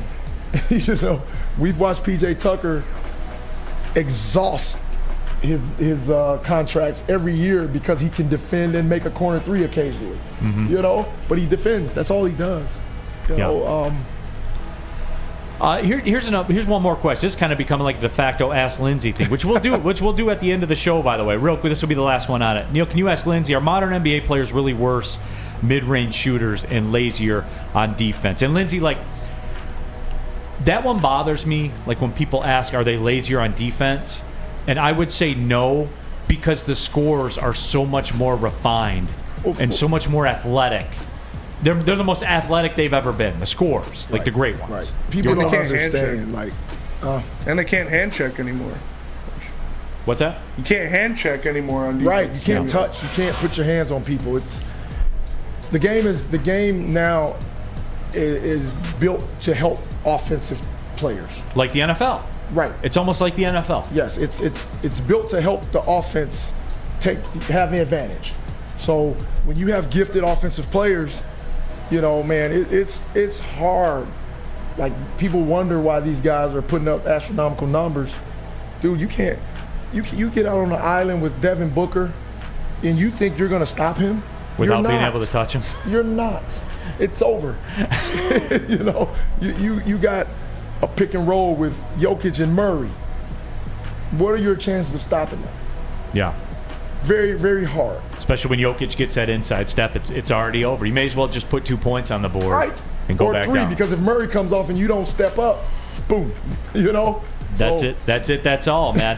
And Neal Ruhl here for Planet Fitness. Now, we are live at the Planet Fitness Studios. $1 down, $10 a month. Access to your home club. If you're working out, if you're at a gym, and it's not a Planet Fitness, you're making a mistake, guys. That's just the bottom line. I've been a Black Card member for 3 years at Planet Fitness. Couldn't imagine myself being at another gym. Ease of locations. There's over 2,400 of them in the world. No matter what city I go to, there's always a Planet Fitness there. There's over 50 of them in the Metro Detroit area. So if your work takes you somewhere, maybe you're based in Birmingham, but today you got to be out at Novi. There's one there, downriver, up north. Anywhere you are, there is a Planet Fitness close by. Black Card option, $24.99 a month. Unlimited use of all the amenities. You basically own Planet Fitness. You can bring in a guest every single day if you wanted to as well. It's all out there for you. Some of you are paying $50, $60, $70 a month. And you know who you are. We laugh about it, but you know who you are. Hey, cool rock wall they have there. You know what they have at Planet Fitness? An army of cardio equipment, an army of weights. You're never waiting for stuff. Even if some idiot's in a fuchsia Nike t-shirt and he's on a treadmill for an hour, doesn't matter. There's hundreds of them in there. You can get your work in too. Go to planetfitness.com. You could sign up there or just pull in the parking lot. You're going to pass a couple on the way home. And don't forget the high school summer pass going on right now till August 31st. High school students ages 14 to 19. You can work out for free all summer long. Go to planetfitness.com for more information. It's Planet Fitness, where your fitness is essential. Love Woodward Sports? Love wearing clothes? Then you should be wearing Woodward Sports clothes. Check out our full line of merch at woodwardsports.com. Just click on Shop. We have all your favorite designs, like Dan Campbell kneecaps, Woodward Golf, and of course, our own logoed out merchandise. Men, women, infants, kids all love Woodward Sports. Impress your friends. Impress your boss. Impress your dog. Buy Woodward Sports merch today.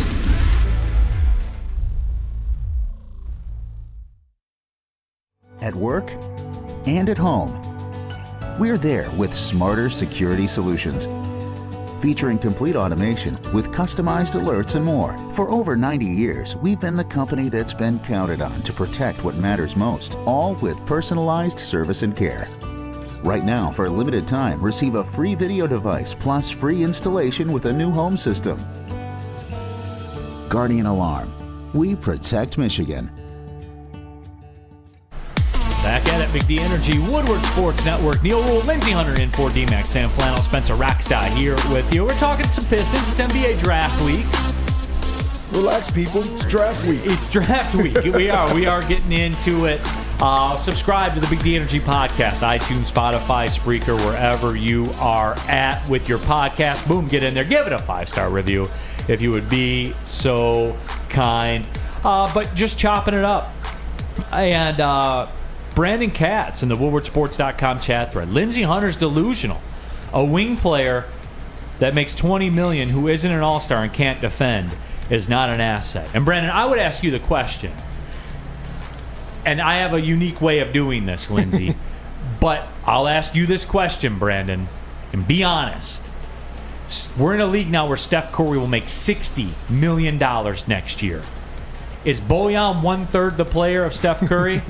Is he? Is he 1/3, Flannel? He's more than 1/3 the shooter, and I think that's all that matters right now. He's almost like Curry's level when it comes to three-point shooting. Not quite, but he's approaching it. For 1/3 the cost, Brandon. Yeah. Argue math. Go ahead. Do it. Argue. I don't think he's math. 1/3 the player Steph Curry is. Personally. But that's not saying he's not worth $20 million. I just don't think he's... There's not a lot of people that are 1/3 the player Steph Curry is. He's 1/3 the player. I don't think so. Yes, he is. All right, Lindsey, you're here.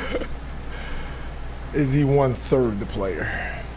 Yeah, I'm not going to go. I'll say, yeah, he's 1/3 the player, but I'm not going to go with Flannel's talking about he's almost a. You go by the percentages, though. No. Steph has done it on the biggest stages ever. He did what you guys said he couldn't do. Finals MVP, took a team there by himself without KD. He answered all those questions, so do not disrespect his legacy like that. I'm not. Okay? I'm not. Let's just be straight with that. I'm just saying that Bojan has shot 40% from three, four times but in Bogey, his has career. Bogey been in the playoffs? He was there with Utah. He didn't make that much of an impact. I get it. I'm not saying he's as good of a Answer shooter. the question. Do not dance around. What? Did he do it in the playoffs? No. I mean, no. Okay, that's all that matters. He's not as good of a shooter as Steph Curry, but he's a good shooter. That's all we wanted to know. All right, fair. Yeah, so, that's kind of like a little gauge of how I like to work things. Is he 1/3 of the player? If he's more than that, then he's a value. And $20 million with half the contract gone at the trade deadline, it's a rental situation. If you're a team that needs it, and we saw the Lakers. Lakers were a little hampered because of draft pick commitments that they've already made. Right. They couldn't quite do the wheeling and dealing that they would have. I think he's worth a late first because if they're a good team, it's going to be a late first. Like, that's just the way that it is. But we'll see. We'll see how that all shakes out. But, it is. We're just kind of chopping it up and talking some basketball because it is NBA Draft Week. Lindsey, Pistons question for you. And look, we need to see jumps this year. Mm-hmm. I think anybody in the Pistons organization would tell you that. Say, yeah, we're expecting to see jumps too. Who do you see making the biggest jump? Man, there are so many young guys that I think will make jumps. Duran, I think, will make a big jump because he's been through the league this year, and I think he can see what he can and can't do. And I think he realizes, man, I can dominate on the boards. I can be a top 5 rebounder in this league. And if he's a top 5 rebounder in this league, the sky's the limit for him, because I think if he takes that approach, offensively he'll be fine. He'll be a walking double-double, which is a huge jump for him. Which is what he was last year. Exactly. So I'm looking for him really to make a jump and have a great impact. Wiseman. I think Wiseman is going to surprise a lot of people. I think Wiseman, man. Give me the path. Man, give me the path. I just think because of his length and his versatility, man, I think he could be great, man.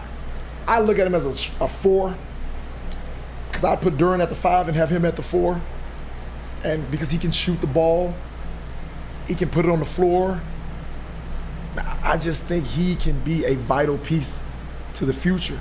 I really do, and you know, and we're not paying him a lot of money as of right now, but I think he's a guy that you can get on a, you know, get for a budget, and eventually he can be an impactful guy, you know.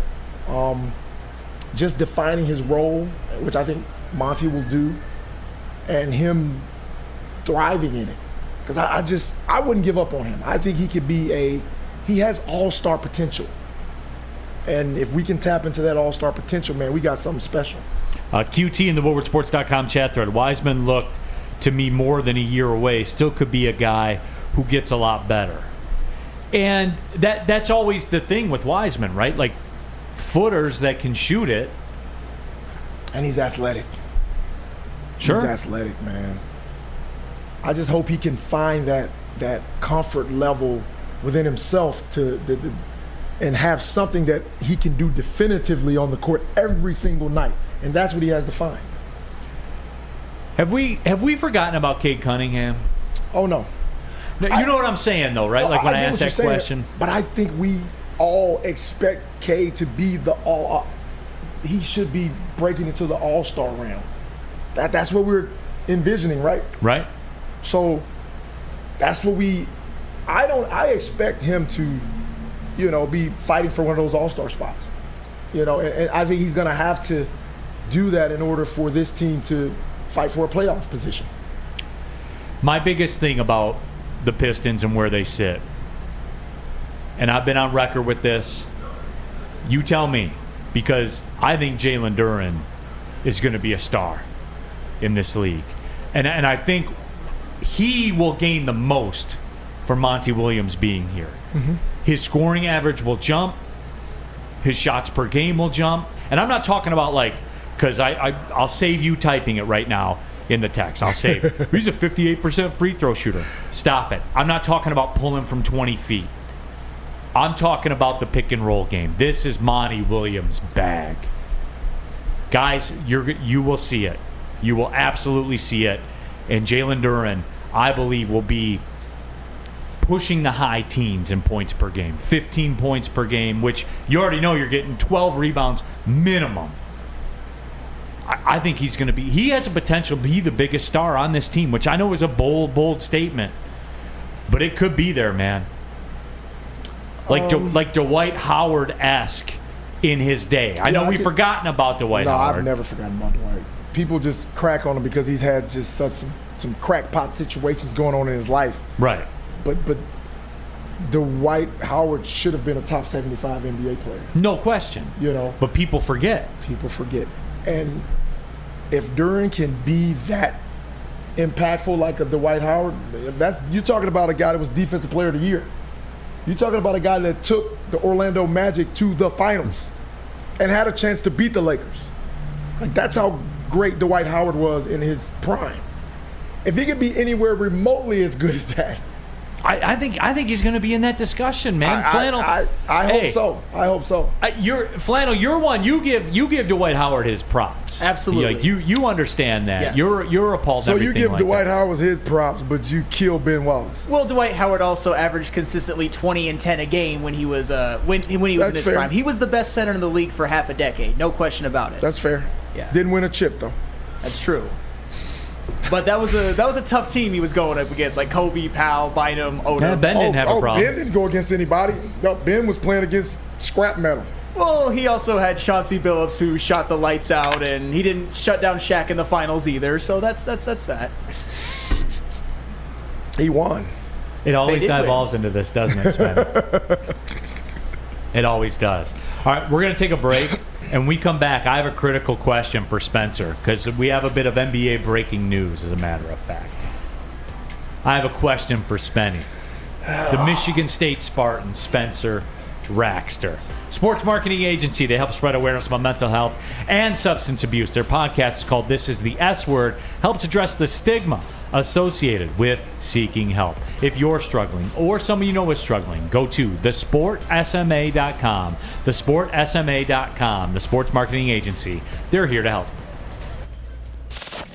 We don't like to brag that we are the toughest sports network in Detroit, but we do have a guy named Darren McCarty on our side. Woodward Sports. Big Boy Strawberry Fest has officially arrived, and we're here to show you the very best flavors of the season. Satisfy your sweet tooth with our deep-fried vanilla Oreos, strawberry hot fudge cake, and a slice of our classic strawberry pie. But that's not all. Cool off on a refreshing summer splash salad, or savor the flavors of our chicken Caesar wrap and strawberry bacon chicken wrap. And for breakfast lovers, don't miss out on our strawberry hotcakes or our mouth-watering red velvet waffle. Strawberry Fest is something for everyone. Celebrate the sweet season with us at Big Boy. Neal the network for Detroit by Detroiters. Welcome to the Woodward Sports Network. Coming down the stretch here, Big D Energy, Woodward Sports Network, Neal, Ruhl, Lindsey, Hunter, Sam Flannel, Spencer Raxter, all of you in the WoodwardSports.com chat thread as well. you guys in the WoodwardSports.com chat thread, you know. Someone earlier said, I wonder if Neal got what he wanted for Father's Day because he's wearing a pink shirt today. Number one, it's fuchsia. And number two, you know what I got from the fam? These are dope, Spenny. What? Your pops will like these. I got stainless steel ice cube balls for bourbon that you put the water in the stainless steel ice cube balls, you freeze it, you drop it in the bourbon, and the bourbon doesn't get diluted, but it still stays chilled. That is pretty dope. It's electric. That is pretty dope. Like, I'm going to have bourbon when I get home tonight on a Monday. You have to. Club's going up on a Monday. Club's going up on a Monday, for sure. I'm just letting you all know. That's how it's going to go. All right. WoodwardSports.com chat thread. CJ Rhodes, bring him home. Bit of breaking NBA news. Draymond Green has declined his player option for this upcoming season. He is now a free agent. So I go to the resident Spartan dog, our Michigan State basketball historian, the one, the only Spencer Raxter. Spencer, is it time to bring him home? One of the few times where we said bring him home actually applies. Actually means bring him home. Yeah, no. Damn. I love Draymond. I always will love Draymond, Spartan dog.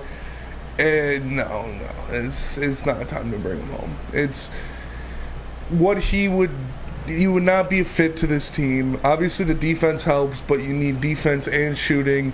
He's a guy that needs to orchestrate the offense. We already have two guys that need to orchestrate the offense. No, it doesn't fit. Not bringing Draymond home. Good luck to him wherever he goes. Spartan dog. Love him. And, if situations were different, if we had a lot of shooting on this team everywhere, I'd say yeah, but no, not time to bring Draymond home.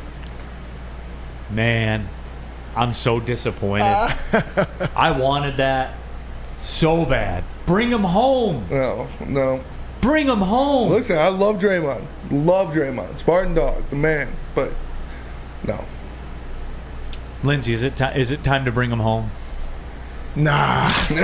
You guys all suck, all of you. Hey, Ryan, WoodwardSports.com chat thread. I'm down to bring Draymond home. Bring him home. Yeah, he's down not to win. Yeah. You don't want to win. He doesn't fit with what's here. He doesn't fit. Jake Wegener. I'd take Draymond as a Piston just so I could get the jersey. Bring him home. He's not thinking about winning games. He just wants jerseys. This guy's a jersey collector. We're talking about winning championships or getting to the point where we can compete. And Draymond doesn't fit doesn't fit with this team. And I think people are really like. I don't know if it was a quote from Draymond, but I think he was saying something about he is like the reason the Warriors are as good as they are. Now, he's a part of the reason because he is a guy that doesn't need to score, so he allows extra possessions for Steph, Clay, and Wiggins, which is good. You got to have some type of balance like that. But, we can't forget when he was suspended,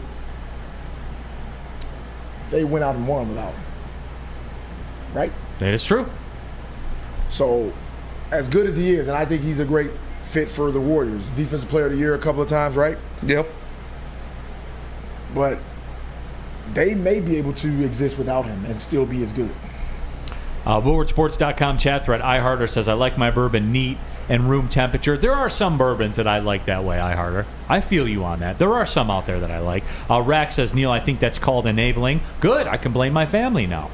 Lorena Rios, Neal, what's the difference between Monday and every other day? Depends. Depends on how every other day went. That's the answer to that question. DNCENT, bourbon and Monday Night Raw. What a night. A lot to talk about bourbon on a Monday. Struck a nerve with the people. I'm disappointed that Spencer Raxter's not on board at all. It's sad. That's all. I mean, yeah, it is sad.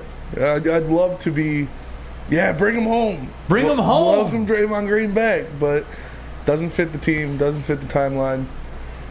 Can't do it. Lindsey, what do you think about this? Detroit Dabber 313 saying, quote, it's actually fuchsia is worse than just owning that it's pink. Do you agree? I agree with that. Do you agree? No, I don't agree with Sam Flannel, do you agree with that? I would probably just own that it was pink. Nothing wrong with a pink shirt. Yeah, nothing wrong. I celebrate pink. I have a lot of pink in the repertoire. You do? Especially in the summer. Yeah. It's power color. You gotta be confident to pull off pink. Pink's a fine color. It's a very fine color. Very fine Terry color. Foster's here, everybody. Very fine local color. Hey, and look, guys, it's just kind of a funny bit right now. Tone Capone says Lindsey's wrong. As long as Stu is on this team, we have a spot for Draymond. Stu and Draymond are not the same. Stu is more of a modified positionless guy because he's not a 5, he's not a 4, he's not a 3, but he does a lot of some of those things. He's expanded his game where he shoots the 3 now. But I don't know. People are looking at, like Draymond is, kind of getting to the point where he's going to wind his career down. Mm-hmm. Like he's not at the pinnacle anymore. So thinking that he can come here and, push us to the next level, I don't see it. Real quick, and I'm just taking 2 minutes on this for me, and for Brandon Katz, because he asked it. And I'm curious to get Lindsey's answer to this. Draymond Green is the most important player on the Warriors during their run after Steph Curry. That's intriguing. It could be true. It could be said, especially for the first initial championship team without KD. I would say that. Mm-hmm. But when KD came, then he got bumped. What about when KD left? When KD left, he still got bumped because Wiggins. I was going to say, I'd say Wiggins. Wiggins was the second. Dude, Wiggins, man. I would say Wiggins was the most overlooked part of that team. He was, Wiggins, because he was phenomenal him. that run. Mm-hmm. And people keep forgetting that, what Wiggins did when nobody else stepped up. Mm-hmm. He was, people were talking about him being MVP until Steph just took over. Right? No, absolutely. Steven Syret says, guys with 2 furnaces call it fuchsia. Maybe that is the case. Maybe it is. Lindsey, real quickly, I asked about the Pistons, who needs to take a jump. What do the Pistons, what do you need to see next year from them? For real. Because you said it. I see a path where they could be an 8 seed and all that kind of stuff. You said it. What's the path? What's the roadmap to that? Well, I think they're going to have to be a super solid defensive team. History of the NBA won't change. The teams that win normally are the best defensive teams, or top 10 at least. And even if you look back at teams that weren't top 10 during the season, during a playoff run, their defense totally increases for some reason, So I think, and I think that's what they have in Monty. That part of their game will be solidified. That'll be something that they'll hang their hats on. And when that happens, I think you got a team that can be dangerous because I think offensively they're talented enough and they'll be, like we were talking about, efficient enough to produce points and possibly, be a team that surprises everybody like Miami did. Nobody expected Miami to go as far as they did with what they had. Think about it. Jimmy Butler. Sam Flannel loved it. Jimmy Butler was out there with 4 undrafted guys. Heat culture. And they almost got it done. Come on, Flannel, take the bait. I mean, a lot of those undrafted players that people speak of as if they were nothing, they were shooting threes pretty lights out. Caleb Martin, Duncan Flannel, Robinson. we didn't say they couldn't play. We stated the fact that they were undrafted. I know. There are a bunch of undrafted guys that are great players. They just, for some reason or not, they weren't drafted. That's fair. Right? That's what we're saying. We're not saying they're bums. Oh, they're undrafted. People get confused when people say, it's actually a compliment. When you say, hey, man, these guys were undrafted, they're starting in the NBA now. Like, look at the path that he had to go through to get there. I think that's a compliment to me. Sure. Because a lot of those guys are about to get paid now. Gabe Vincent's about to get a check. No doubt. Good timing for him. Good timing for him, for sure. Real quickly, Spenmo, I gave you $20 million to spend. Duncan Robinson or Bojan, because they're about the same. Fuck. Probably Bojan. What'd he say? He said Bojan. I was about to say. I love Duncan. Trust me. Yeah. I love Duncan. When he was at Michigan, I went to see him practice and talk to him, and I love the kid. But Bogey's better. Yeah. I know Flannel would take Duncan Robinson because he's No, Michigan. I would actually take Bojan, but I'm very, very proud Michigan man Duncan Robinson, though. Yeah, I love Duncan Robinson. He's a shining light, a bastion of light of Michigan basketball. Undrafted, what became that marksman shooter for that 2020 team that made the finals. I mean, he's a can success never fully story. get over the hump. It wasn't always his fault, but Just like the Michigan days. And he got over the hump with this contract he got from Miami. He got over the financial hump.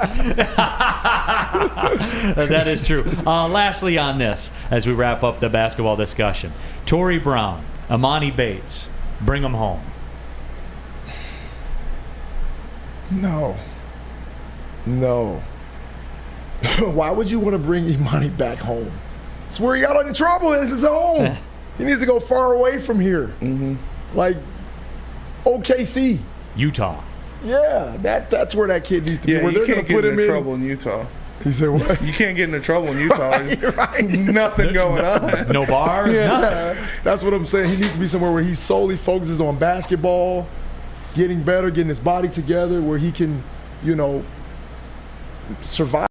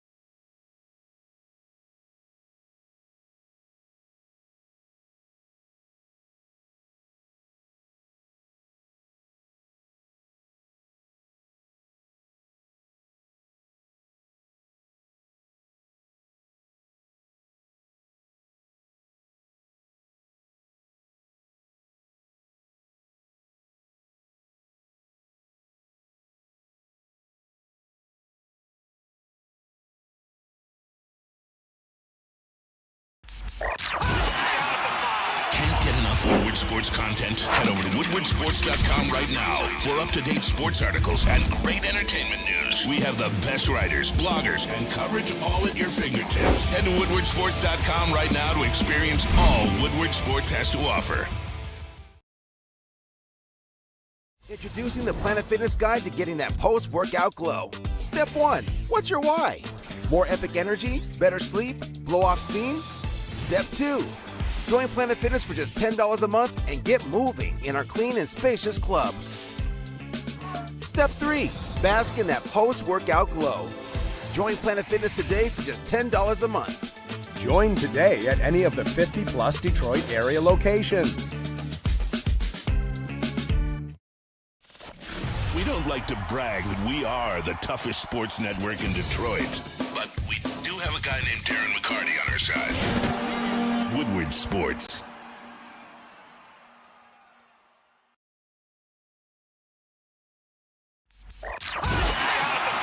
Can't get enough Woodward Sports content? Head over to woodwardsports.com right now for up-to-date sports articles and great entertainment news. We have the best writers, bloggers, and coverage all at your fingertips. Head to woodwardsports.com right now to experience all Woodward Sports has to offer.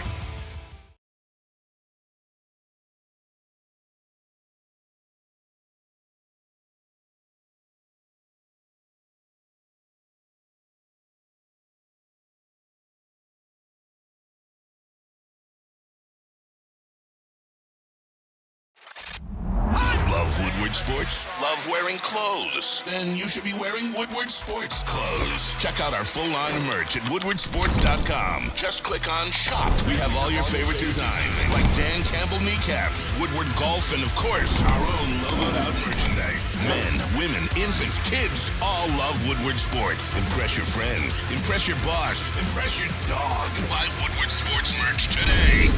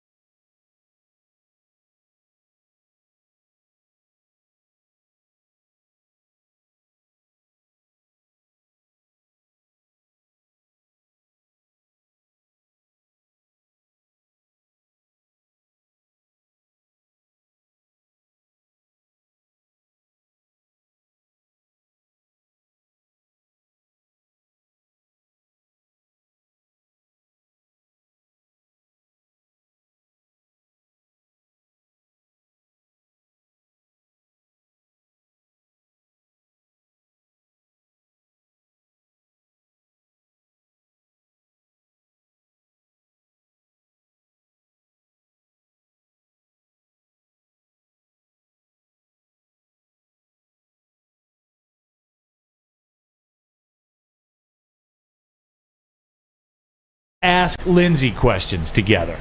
We'll get to that when we come back from the break. Who's doing Guardian Alarm? It was supposed to be Spencer, but I suppose. We got you hyped for the Guardian Alarm spot?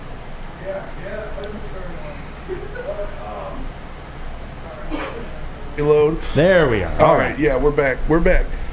Oh my God! All right, Guardian Alarm. That's the one I'm talking about here. It's a new year, so let Guardian Alarm offer you protections like customized solutions from real experts. Their professional technicians take the time to recommend security and automation solutions specific to your needs.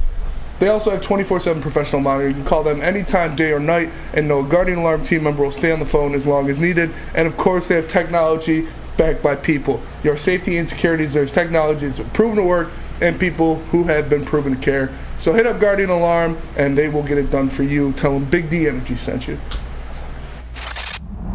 Love Woodward Sports? Love wearing clothes? Then you should be wearing Woodward Sports clothes. Check out our full line of merch at woodwardsports.com. Just click on shop. We have all your favorite designs like Dan Campbell kneecaps, Woodward golf, and of course, our own logoed out merchandise. Men, women, infants, kids all love Woodward Sports. Impress your friends. Impress your boss. Impress your dog. Buy Woodward Sports merch today.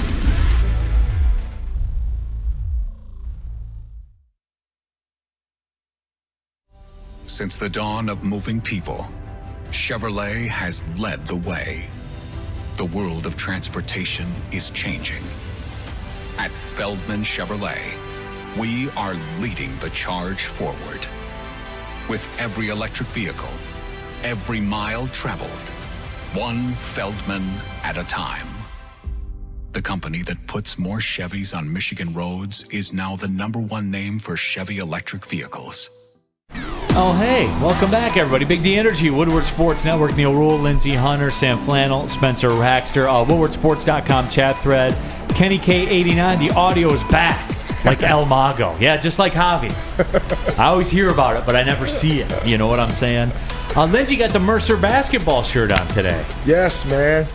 Coach Greg Gary down at Mercer in Macon, Georgia, just signed my son, Caleb Hunter. Yep. Congrats, Caleb. You'll be getting out the house soon. But I'm excited, man. I'm happy. Coach Gary's a great guy. We got to spend some time with him, and he has my baby boys going down there, man, and hopefully they do some big things. I want to see them in the tournament ASAP. Yeah. ASAP. That's how it works, man. It's all, and you know this because you lived it too. Like mid-major basketball, man, you play the whole season for 3 days in March. Yes, sir. And it's all or nothing. That's it. It's all or nothing. Man. It's wild. That's it. Ask Lindsey. We advertised that Steve Reinhart understood the assignment. What realistic trade target do you want the Pistons to go after? And what do you think about the whole Zion situation? Man, if we could get Zion, depending on what assets we give up, I'm trying to do it. I know he's injury prone right now. I just think he needs the right people around him in his camp that can get him to do the right things to help his body. Because that guy, we've seen, he's a man child. Like, yeah, he 26 a game last year when he played 26 a game. Like that's inarguable. Yeah, what over 50% from the field. Yeah, he's a monster, and he shoots from the perimeter too. He's a monster. Like I don't think you can pass up an opportunity like that. I'd be willing to give up a couple of pieces for him. And I know ESPN floated like the proposed deal. What were they? They were on Bojan and Isaiah Stewart and the number 5 pick. I think that's what it was. I'm with you, man. Done. I can't. I don't think there's a world where that exists. I would do that so fast before they change their minds. And here's the other thing too about it. With Zion, and people are like, oh well, if he was healthy, I would do that all the time. That's not the way this works. The reason he's available is because of this. You're taking a chance. Yeah, I'm not saying like it's a for sure thing. Right, but the thing I would say this though, Lindsey. You want to get granular about it? I believe more in Zion based on what I've seen than I do in the number 5 pick, whoever that is. No doubt. So what are we talking about? I mean, we can go even further. Other than other than Victor at number 1, what other player in this draft would you take above Zion? Me, nobody. I know. That's my point. When he plays, I know. He's 26 a game. Right. Like, that's it. That's all. And as astronomical as projections are on Victor, we don't know if he'll be 26 a game. Right? Mm-hmm. We're guessing. Because the thing about it, think about the players that are 26 a game. LeBron is right at, what, 26 a game? Something like that. Career, 26 a game? 27, yeah. He's below KD. Yeah. KD's 27.8. I think that, yeah. LeBron's like 27, 26 a game. I'll give our chat a lot of credit because they are way more open to it than I thought they would be. Way more open to it. And then, again, guys, I just go granular on it. Like, I think we know what Isaiah Stewart is in this proposed move. And Bojan is Bojan. We know. But that number 5 pick, I believe more in Zion than I do the number 5 pick in the draft. With all due respect to everybody. Yes. They can have that 5 pick. They can have next year's pick, whatever that is. Yeah. Corey Berry, you'll like this one, though, Sam Flannel. Half a season Williamson. So there's that out there, too. Hey, I mean, his injury issues are well known, and they're bad. He's played 114 games in 4 seasons, which is not good. But to your guys' point, he's not only averaged 26 a game for his career, he's done it on 60% shooting, which it's absurd. Right. That's all time good. When he plays, he's one of the top 10 players in the NBA. Yeah. So that's what it is. Rod. Lindsey Hunter's 1,000,000% wrong about Draymond Green. The guy has the going to work Pistons energy and skills. This is not the going to work Pistons. That's the problem. What are you talking about? He can have all that he wants to. He would have been great with us, but this is not us. Get past it. Let it go, please. Yeah, I like how somebody in the chat's trying to tell you about the going to work Pistons energy. Oh, he has that going to work energy. Well, guess what? We're all retired. Yeah. We're not going to work anymore, buddy. Certified supply chain professional. There aren't enough porn stars in Detroit for Zion. That's not true. Oh, that's not true. Stop. There's We got plenty to of protect porn him. If he comes here, we got to protect him from that. But even if that is it, that is not true. It's not right, true. Spenny? No, that's not true. There's plenty of porn stars in Detroit. Thank you. When people were trying to cast aspersions on the city of Detroit, it was Spencer Raxter that stood up for your city. It's fair. I just do what I can. I know. Well, that'll about do it, Lindsey. As always, man. Love running with you, brother. Appreciate it, brothers. You'll be back in towards the end of the week, Yes, I'm I told, will. right? Yeah. Yes, I will. I'll be stepping out for a couple days. I'll be back on Monday, though. I'll be out but Thursday and Friday. I'm going to slide up north, try to make up Do for all some this golfing. golf time I missed. Yeah. I'm going to get it in. We're doing 72 in 2 days. Hell yeah. That's a lot of beers. It most certainly is. You know, it's almost like you've been there before. But it like you tee off at 8 a.m., you're done at 9:20, 9:30 at night. That is my favorite time of the year. That 9:15 at night. Right. We're getting to the longest week of the year, longest daylight of the year. I love it, man. I absolutely love it. All right, man. Appreciate you, Lindsey. Thanks. As Thanks, always, brother. fellas. So for Lindsey All right. Hunter, Sam Flannel, Spencer Raxter, my name is Neal Ruhl. Thanks for tapping in. Big D Energy, Woodward Sports Network. Well, see you later.